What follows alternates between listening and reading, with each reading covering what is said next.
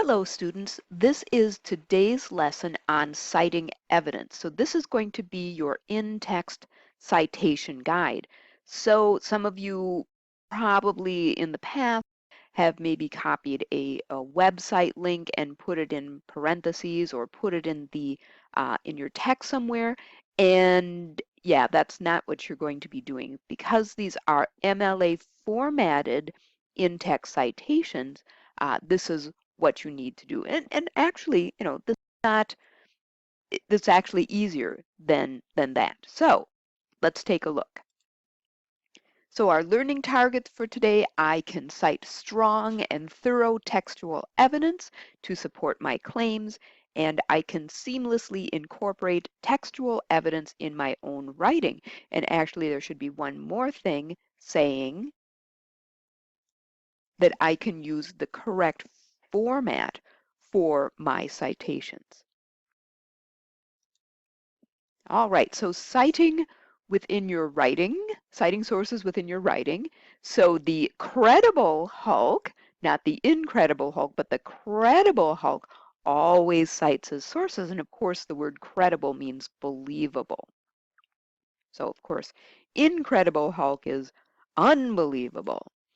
So when you are referencing an author's words within your writing, it is important to cite that source correctly. We start by putting quotes around the author's words, and these would be, you use quotes when you are taking the author's words word for word, so the exact words that the author is saying. Then you put the author's last name and the page number where you got that quote inside the parentheses. That is the correct format. Finally, move the period to the end of the sentence outside the parentheses. So you would have the quotation in quotation marks and then like Lori 54 and then the period on the outside of the parentheses.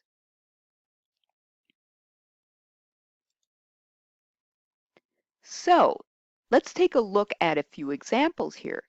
That made Michael Jordan into, or that made Mike Jordan into Michael Jordan. So this is information coming from a book about Michael Jordan.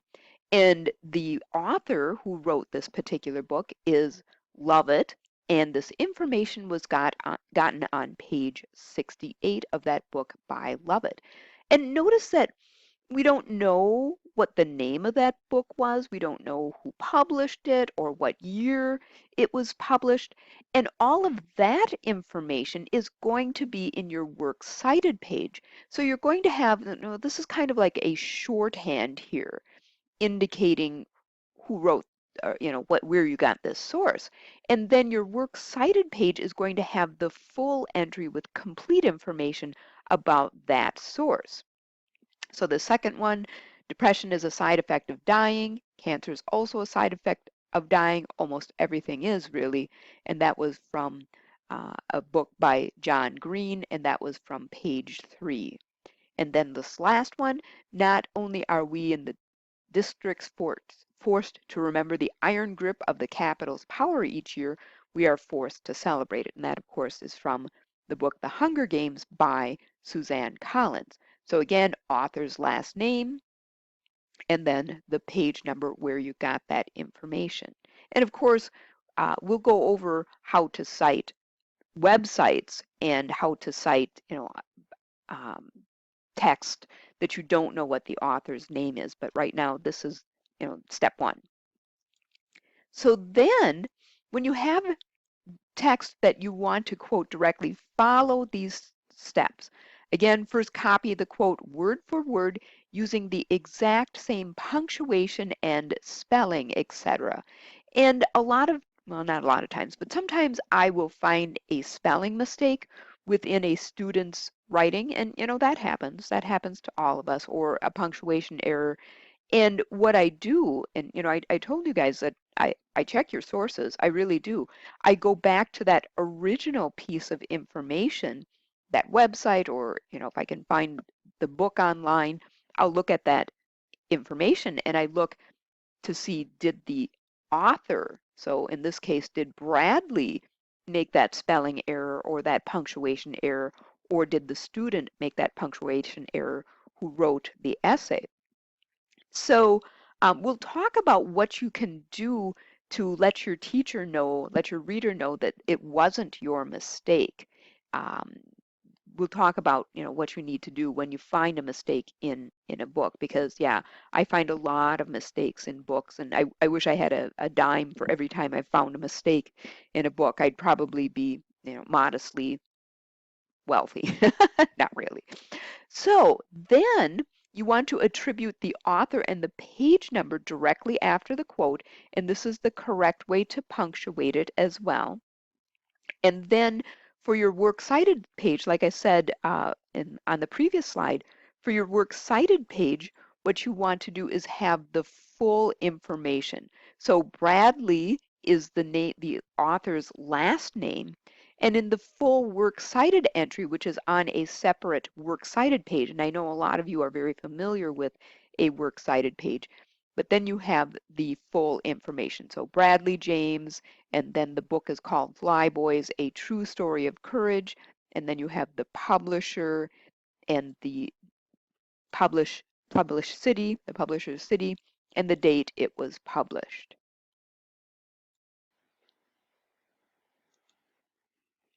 So what if you don't know the author's name? You will use the title of the text instead. So put titles of books in italics and titles of articles in quotation marks. And you may shorten a long title, but be sure that it connects to your works cited page.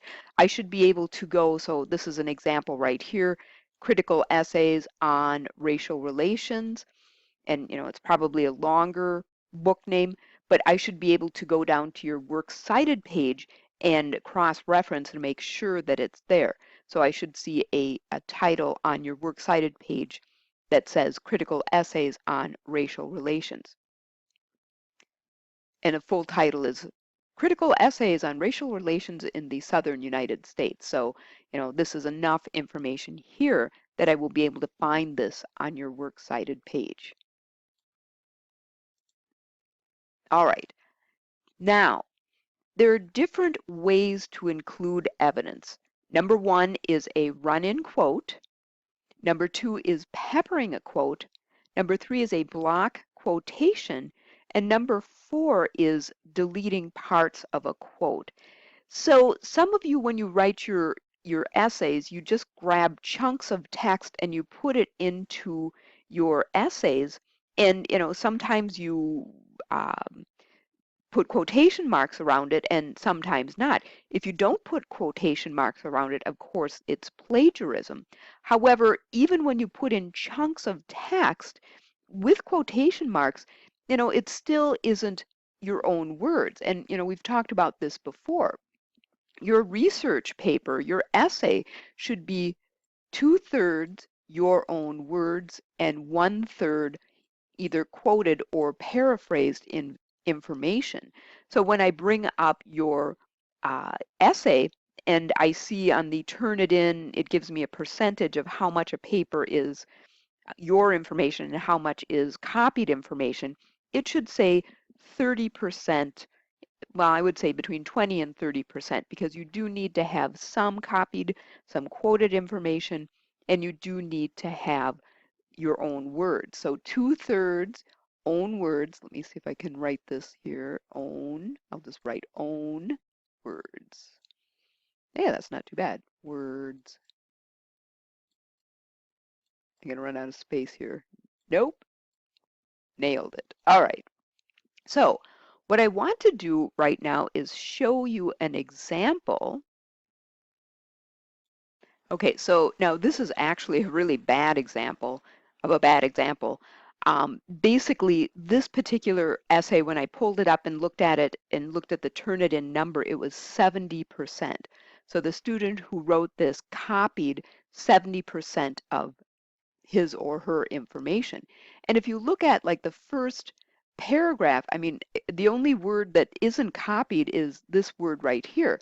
And this report is really nice in that it not only tells me what was copied, but it tells me from where. Where did this person get this information? So, A, this is totally wrong. It's totally plagiarized, but you can see that she's pulled in chunks of text where, it's not her words at all. So there's two issues here. So let's look at the correct way to do this. And the first thing we're going to look at here is a run-in quote. So a run-in quote begins with your own words and seamlessly flows into a quote from the text. A run-in quote can begin with a quote and conclude with your own words. And as with all quotes, you must include some of your own words before or after the quote.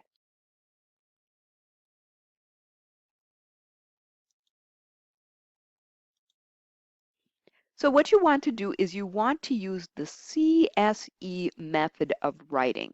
C, you make a claim. S, you use a quote from your research to support your claim. And this particular quote is the information that you would either put in quotation marks, direct word for word quote from the text within quotation marks with a correct in-text citation. And then E, your last sentence of this particular setup explains how your quote supports your claim. And within a paragraph, you probably should have three or four, at least three sets of these. So three claims with support from your research and then an explanation on how your quote supports your claim. So let's take a look at some concrete examples here. So C, this is my claim. Einstein did not do well in school. And this is my claim. I know this because, and it's fairly common knowledge. And I know this because I've done a lot of reading. I've heard this from a lot of different people. It's something that I already knew. So this is my claim. Einstein did not do well in school. A lot of people know that. All right. So now I need to back up my claim with information from my resources. So here we have my quoted information. His teacher expelled him for the negative effects his rebellious attitude was having on the morale of his classmates. And that is word for word taken from my source. And this particular source was from Albert Einstein, Encyclopedia of World Biography. And I had to have Einstein, this was the name of the article, and this was the book that I got it from. It was an online book. And I need to have both of these because in doing my research on Albert Einstein, I had several articles named Albert Einstein. So I had to differentiate between my articles. So I have my claim in my own words. I have my support using a quote from the text. And then the next thing, and I should point out, so you put the in-text citation goes here, and note, I underlined that, but there's no period there. The period belongs at the end of your in-text citation. And then what you need is an explanation. He was really too intelligent for what he was supposed to be learning in school. His boredom made him rebellious and troublesome for the teachers. And of course, I know this information because I am a teacher and I know, why certain students act rebellious in the classroom. And this was the reason, or this is one of the reasons. So again, note the punctuation. So here I didn't scribble on the page here. So note that there is no period after after the quotation, but the period comes at the end of your in-text citation. And then, this is just one part of your paragraph. And like I said, you're going to have a couple more of these for your paragraph. The next thing is peppering a quote. Just like adding pepper to your dinner, you sprinkle the quotations throughout the sentence. You simply embed a few words or phrases within your sentence. So here is information on, I'm not quite sure what this is. After discovering he lives on the fashionable side, and that's from Oscar Wilde, and has no apparent family lineage, he is deemed unacceptable. And then Jonah felt humiliation and terror, and that's words from the book.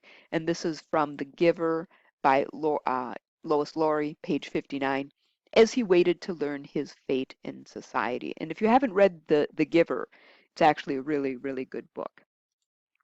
And then block quotation. When you copy more than 40 lines of text, a block quotation is intended or is indented inside of your text. You do not need quotation marks. When you quote many lines of text and indent each of these lines, the reader can tell that this is a quote and does not need a quotation mark. Because there is no quotation marks, you will put the page numbers outside of your punctuation. Now, that being said, do not use this. Do not use block quotation because, basically, if you're pulling 4 lines of text, your essay is only going to be 500 to 700 words, and the number for words in a block quotation is 40 words or more. That's a good chunk of your essay. And if you're pulling 40 words or more of quotations from your sources, yeah, you really need to either summarize them or paraphrase them or somehow cut down those quotations because you're going to be over that 1/3 quoted material. Do the math. I'm not good at it, and yeah, you guys are much better at that. So this is just an example of a block quotation. So you would indent that an inch from your margin, and you would press the tab key twice to get to that. But again, don't do this. Don't do this because you're going to end up with too much directly quoted information.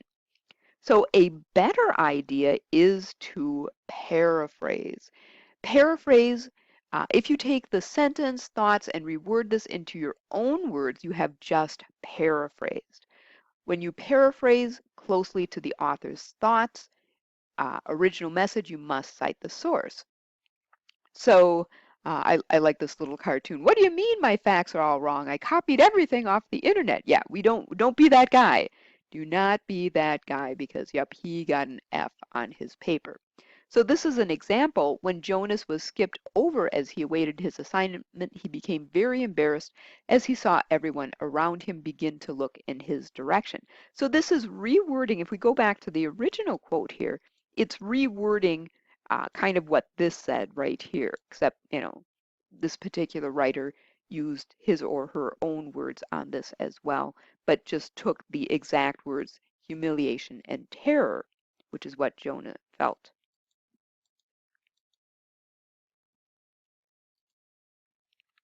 What if I don't want the entire quote?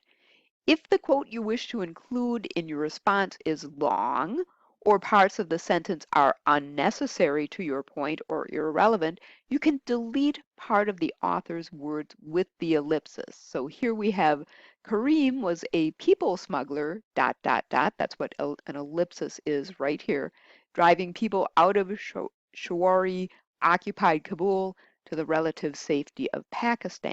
And this is Hosseini. He wrote The Kite Runner. So I think this is a quote from The Kite Runner. Whereas the original quote, Kareem was a people smuggler. It was a pretty lucrative business then. So this particular information is left out. Notice that the information left out doesn't change what the quote says. And I've seen this before too, where a student will leave a quote out or part of a quote out and it changes what the original quote meant. Yeah, don't do that. Again, I do check your sources.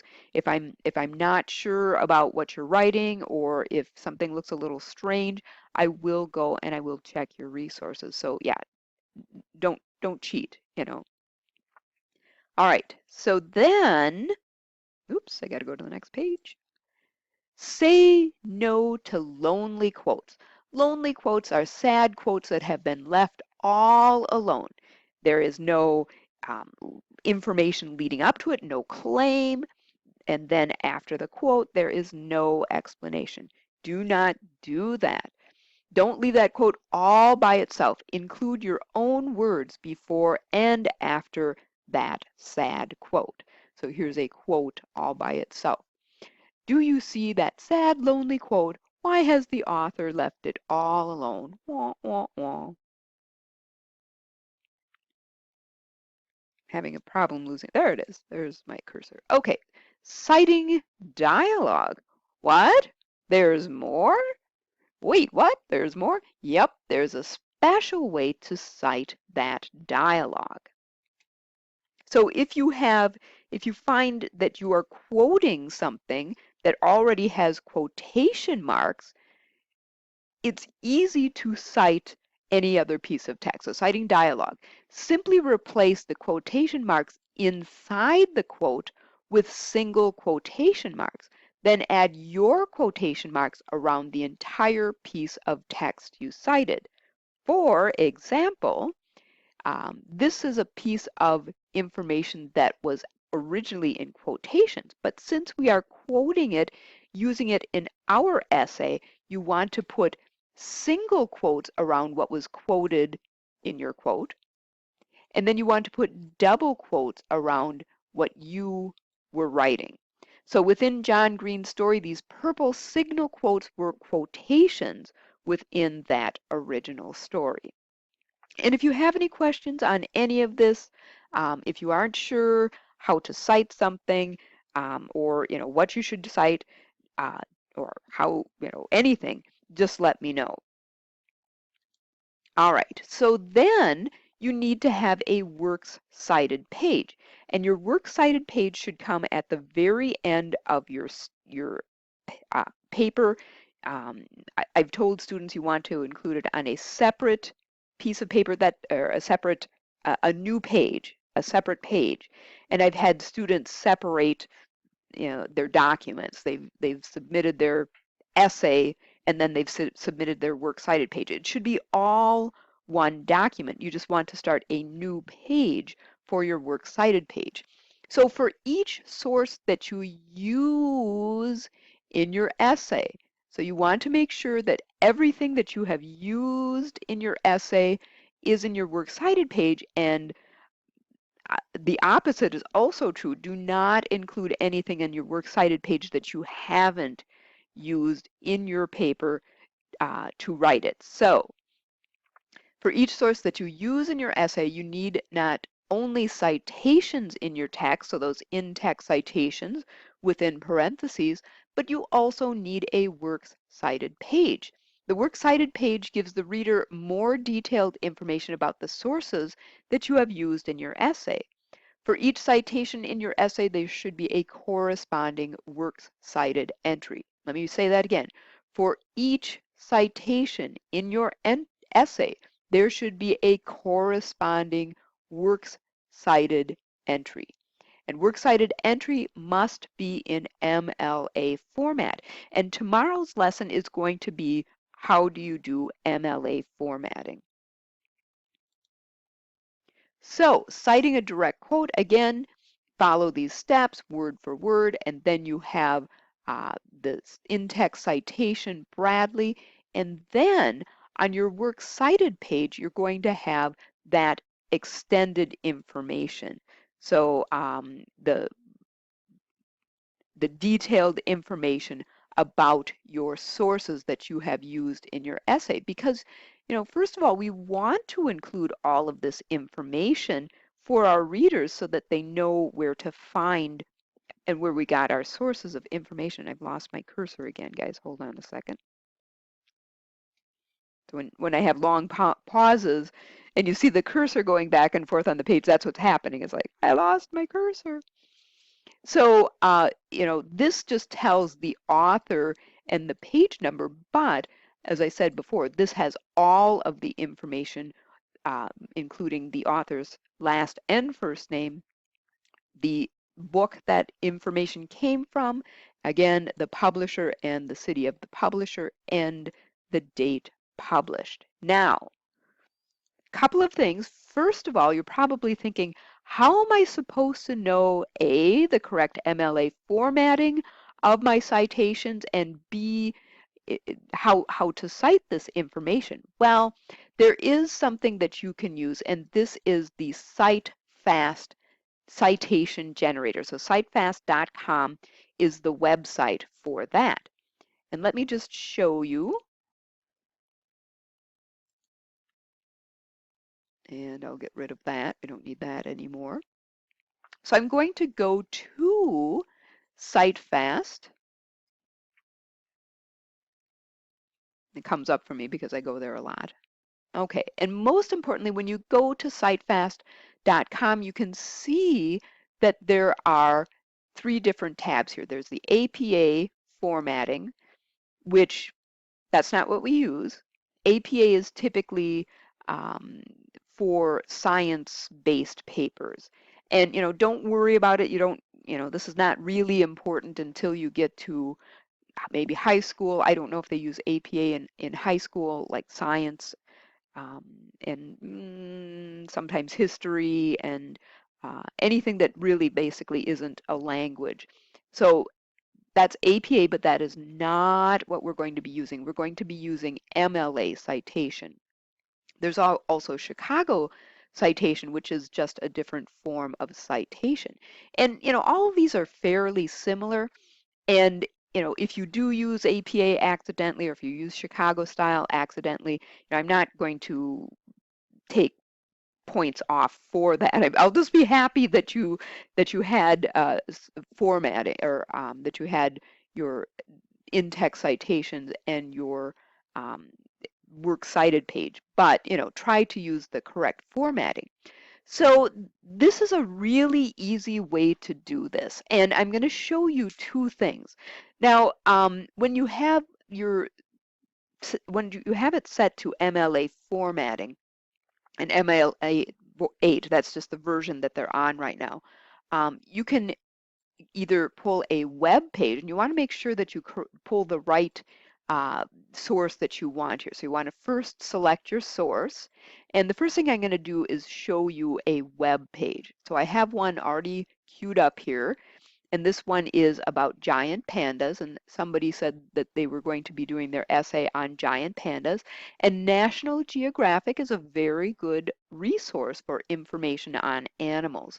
So what I'm going to do, first of all, if I look at the article, so here's the name of the article, we do have an author here, which, that's another good thing about National Geographic is they have authors. And if I click on this link, I'm going to find out more about the author.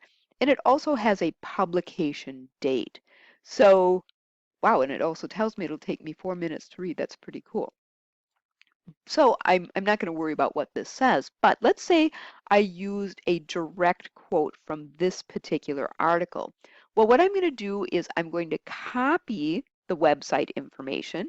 So I'm just going to copy this, and then I'm going to go to my MLA citation generator, and I've already chosen that it's a web page, and then I'm going to put the URL in there. So I'm going to paste, and I'm going to hit the search thing here. And then it comes up, it had the correct date. And go through this and make sure it has the correct information. See, it says, please verify and modify the information below as websites are not standardized. Date last modified, publisher and the author might need to be entered manually. So it does have the correct last modified date.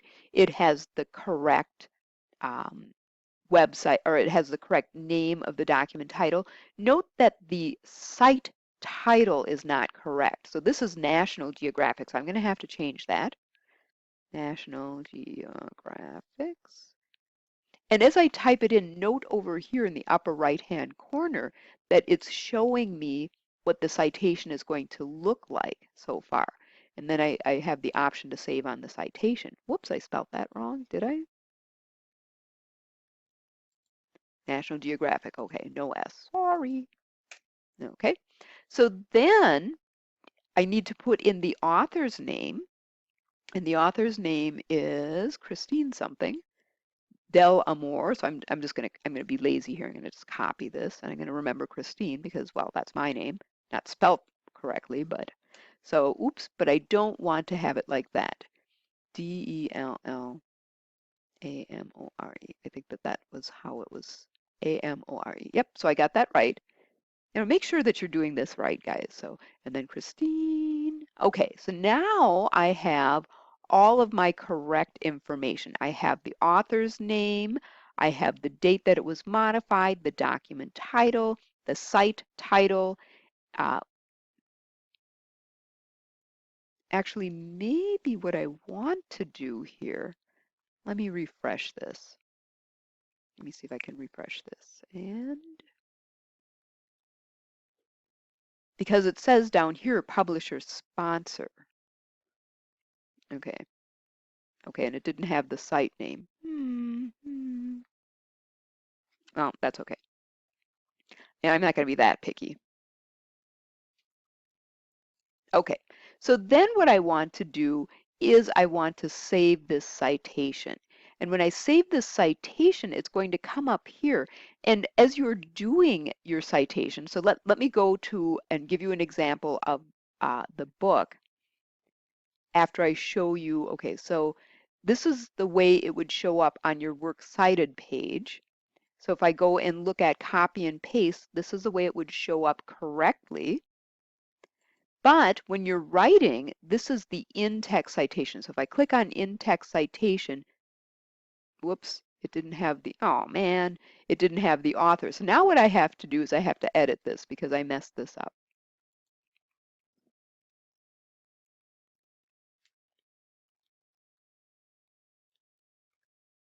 Okay, so now I'm going to update this so you can see exactly what you need to do when you make a mistake. Okay, so now when I go into the in-text citation, you can see that this is what you need. And you don't need a page number because there aren't page numbers on the internet, but this would be your, after you quote something from this particular source, this would be your in-text citation that goes after your quote. All right, let's take a book. And I pulled a book off my bookshelf, and basically what you need to put for the book, you can add the book title, the author, or the ISBN number. And for me, the ISBN number pulls up the most accurate information. And funny thing, the book I pulled off my bookshelf is so old that it does not have an ISBN number on it. So I actually had to look up this title in, I just typed the title to look for it on the internet, and I did find an ISB number on it. So I'm just going to type the number. And this one, oh, look, I typed it already. 6574759. And then when I search for that, it's going to give me actually a list of different books. And this is the book Mythology, Timeless Tales of God. Yep, that's it. So when I choose that book, note that it puts in all of the correct information. And because well, the book that I have, this one is the 75th anniversary edition. The book that I have is older, but there are more current versions of it. But I'm just going to use this particular ISBN number because I think I don't even know what the original information is on this. So I'm going to save this citation. And note when I do that, first of all, since Hamilton comes after Del Amore in alphabetically, it automatically alphabetizes for me. And then when I click on the in-text citation, again, it has Hamilton. And because this is a book, it's going to give me a reminder here with this XX that I'm going to want to put page numbers. Now, when I go to copy and paste, it's going to have the correct works cited information. This is exactly the way it should be formatted at the end of your essay. And all I have to do is select all and then copy. I'm going to copy this. And then, and I'm just going to pull up, I have a sample example here, a sample example. I'm going to go all the way to the end of my document, and I'm going to start a new page. And I started a new page by holding down my control key and hitting enter, that gives me a hard page break. And then just when I paste, I'm going to paste, paste, and keep source formatting, that is the exact correct formatting for this MLA citation. All right, so that's all I have for you today on this particular lesson. So again, if you have any questions, let me know. Otherwise, I will talk to you later. Bye now.